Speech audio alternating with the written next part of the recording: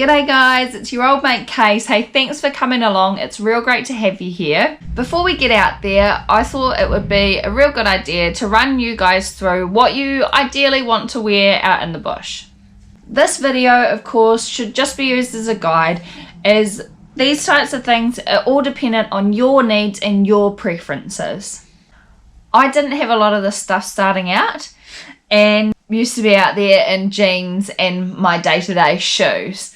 But because of safety and comfort, I've decided to invest in a few of these items. First things first, comfort is key. You're probably going to be walking a decent distance in the bush, so do yourself a favour and keep it comfy. Try and choose things that are fast drying, so in case you get wet, you can lessen the risk of getting hypothermia. Now, the seasons. For me, summer is simple. Given the weather is good, I practically just wear active wear. I also tend to take my merino and a good fleece just in case it gets cold, and for any of the seasons, if we're staying overnight, I like to take a nice comfy pair of track pants. For the colder seasons, however, it's all about staying warm, so insulation is key. Layer up. My merino wool long sleeve thermals and long johns, just from the warehouse, have been amazing this winter. They serve as a really great base layer and keep you nice and warm. Wool is a great thing to have in your winter wardrobe, as it's the only natural material that keeps you warm after it gets wet, which is really important.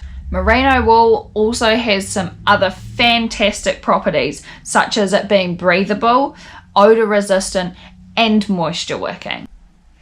Now, if you're like me and you have no bloody idea what moisture wicking means, it means the garment draws moisture away from your skin and is faster drying. How this happens is tiny inbuilt capillaries disperse moisture to the surface of the garment and therefore is easier to evaporate.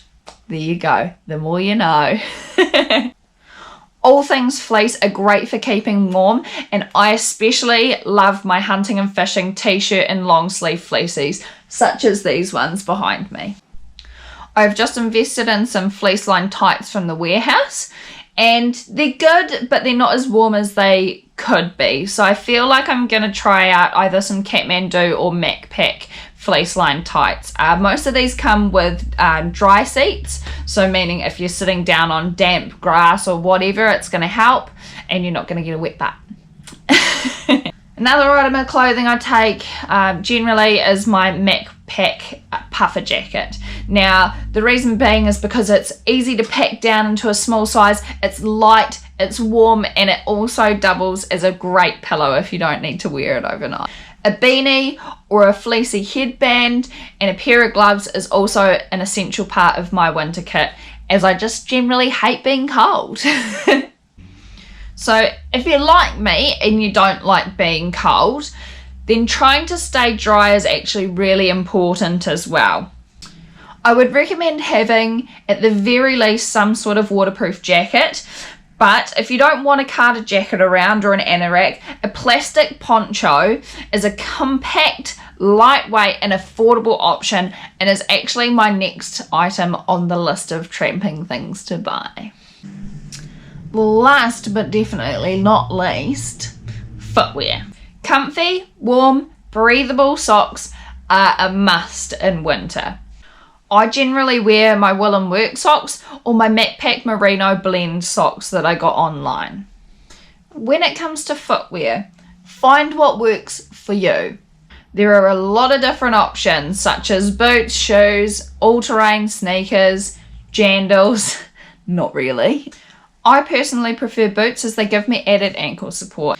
Now, if you're like me and you don't want to pay the earth just yet for a pair of good quality hiking boots that are going to last you for the rest of your life, purely for the fact of you're just starting out and you don't want to pay loads of money, number one, shoes, stock tramping boots for a lesser price. These guys are $79.95 or something around there, $80 or something like that. And they've done me really well. This is my third pair now, Last time I went in and I bought 2 because the first pair was so good. So, I mean, I don't wear them all the time. I alternate them. But they're just a good, cheap option if you don't want to spend heaps of money straight off. What I will definitely recommend though is wearing in your boots before you go for any sort of decent tramp. This helps with preventing blisters and also helps with just figuring out if the boots are going to be right for you. You don't want to be 3 hours into the bush and then realise that the boots that you've chosen are far too narrow for your feet.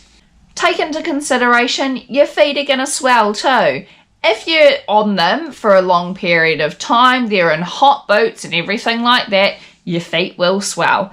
These ones that I've got here are actually a size bigger than what I generally take, just to cater for those big thick woolen socks and also for foot swelling. Plus, I like a little more room in the toe area as well. I don't want my toes to be cramped. So, in summary, this is just a rough guide. Find what works for you, and feel free to let me know in the comment section anything that you've found works really, really well for you, or yeah, something that you really, really like to wear out in the bush, or anything that I've missed that's really important too. Chuck it down below.